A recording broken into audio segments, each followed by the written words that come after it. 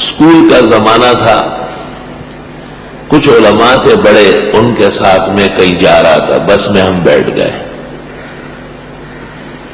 اس زمانے میں یہ طویل راستوں سے جو بسیں گزرتی تھی یہ ساز بجاتی تھی، ان میں گانے ہوتے تھے، سندری ہوئے قبول اور تماشی بپکے لگے جلے ہوئے۔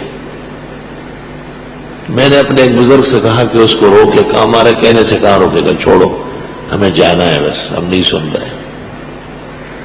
2 یا 3 اسٹیشن نہیں گزرے تھے،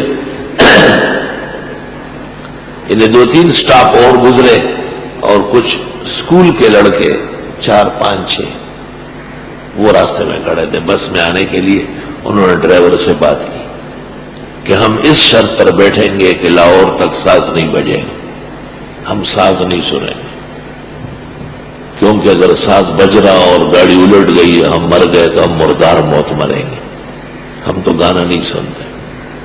سیٹیں خالی تھی، ڈرائیور نے اسی چکر میں کہا چلو کوئی بات نہیں بیٹھ جاؤ، بند کر دی۔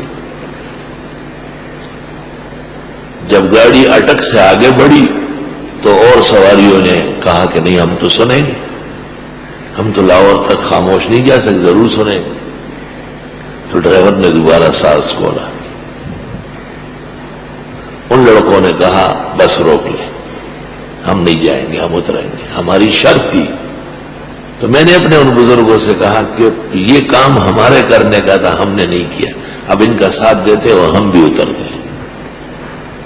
جب ہمارے اترنے کو بھی دیکھا گیا تو بس والوں نے فیصلہ کیا کہ چلو نہ صحیح، مسائل پر غیرت ضروری، ایسے آسانی سے مسئلے آپ تک نہیں پہنچے۔